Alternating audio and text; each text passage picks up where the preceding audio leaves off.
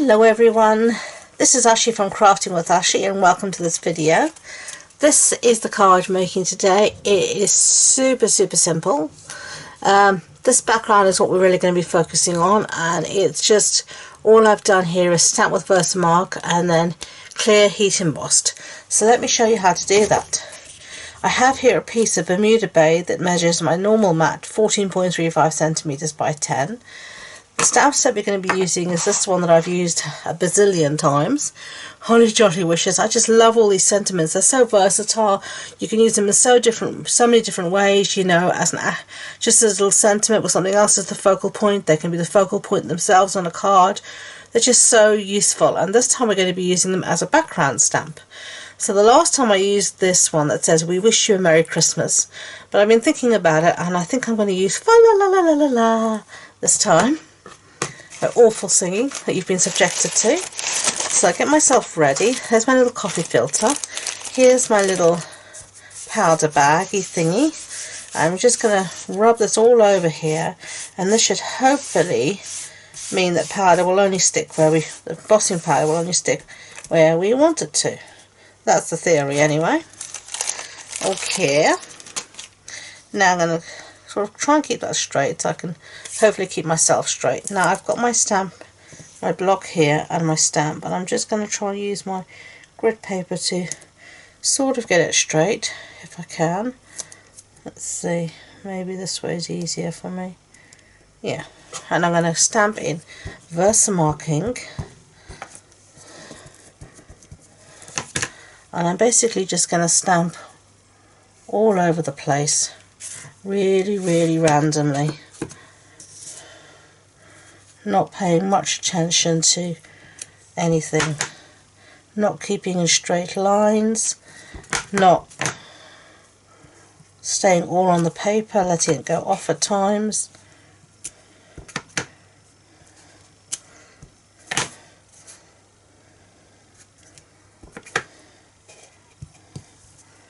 Starting in different places.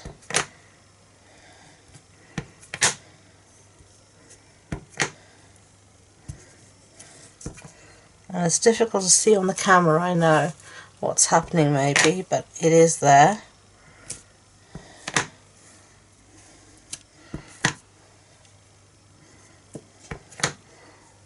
And some of this will get covered up, some of it won't. There we go. You can sort of see. Let's close that ink up.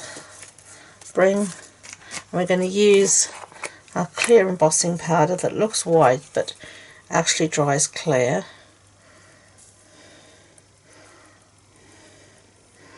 Okay. Boom. Trying to find a place to hold it where I'm not going to stick my fingers in my stamping. Just checking, I think I'm totally covered. Give it a little flick, get rid of excess powder. Yeah, and you can sort of see that. See it better when we heat emboss. So let's just put this back in its little container and try not to make too much of a mess. I think I still have. Doesn't seem to matter how hard I try, I still make a mess with embossing powder. It still gets everywhere. So now we're going to heat set that, and I know people have sort of said I do this normally off camera and you can't see, so I'll do this time on camera, but I will turn the sound off so you don't have to listen to the awful sound of the heat gun. And what I'll do first is I'll let my heat gun heat up for about 30 seconds so it's really good and hot. So let's get started.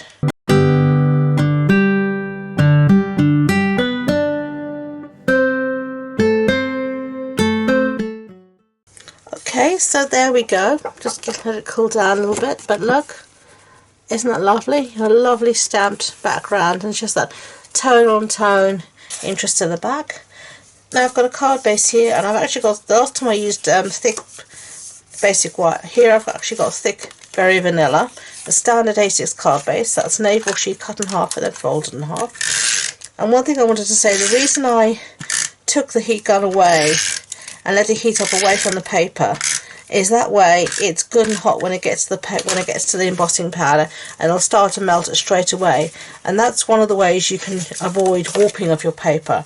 I know people moan sometimes that they've heat embossed and the paper's warped a little bit. If you get the heat gun hot first and then take it to your project, you will reduce the chance of any warping. So there we have. Now, our focal image is not stamped. We are going to be using these. These are the Memory and More cards, and these are the gingerbread and peppermint ones. And they come in two sizes, 3x4 and 4x6. And I'll show you the pack here. Okay, let's get started. And we're going to just look for something we can use as a focal image. I'm going to use, so let's see what we could. So we could have this one, your sugar and spice and everything nice. And then you've got the backs, you've got some of these. Then you've got this one, it's beginning to taste a lot like Christmas. Made with love. Let's see what else we've got. We've got happy holiday happenings. And then we've got this. Memories in the making, and we've got these little Christmas trees, and then we've got stickers here as well, and we've got these as well. Your friendship makes the season sweeter. Merry Christmas. So you could use something like Merry Christmas. Let's have a look and see, because that's red. Just seeing the backings. Let's have a look and see. Made with love. And it's a bit busy, that backing of that one. What else do we have?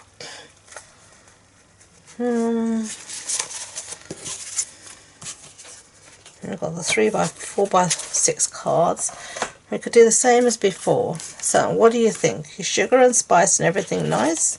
Or we could have Merry Christmas. You know what? We're going to do your sugar and spice and everything nice. I just love that. It's a lovely thing to give to someone, you know, I think.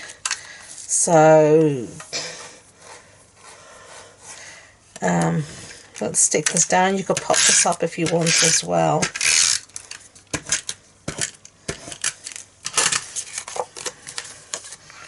So, as you can see here, we're going to cover up quite a bit of that stamping, but you can still see it peeping out all over the place. And now we can do some decorating. Now, last time I used some of these stickers, I think I'm going to use them again. I think I'm going to use the red. Let's see. What else stickers did we have? Let me see. What was the other ones? I can't remember. We've got these, or maybe these actually. Oh, look at these. Yeah.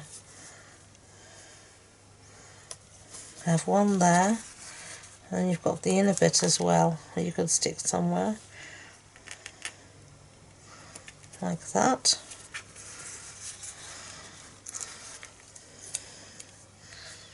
And then keeping things on the diagonal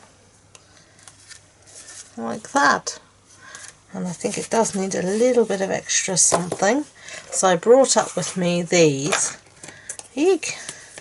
These are the subtle shimmer sequins, and I'm just going to get my take your pick tool out if I can find it. Here it is, because this will make life easier. And I'm just going to put these in 3 places. So, tiny bit of glue.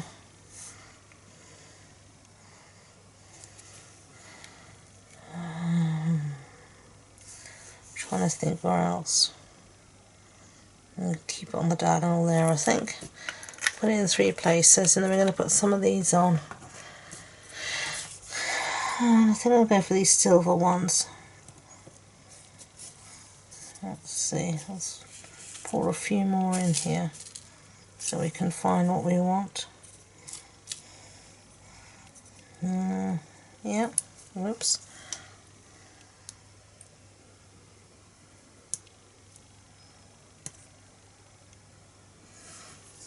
Okay. And then one there. I don't know if you can see, just give something, something. And then one there. Okay, put these back in here before we have a disaster and they go everywhere. Close these up because, yeah, if they fell on the ground you'd be cursing left, right and centre. So there we go. There are 2 cards. What do you think? Really simple and easy. With the background, embossing on the background like that just gives it an extra something.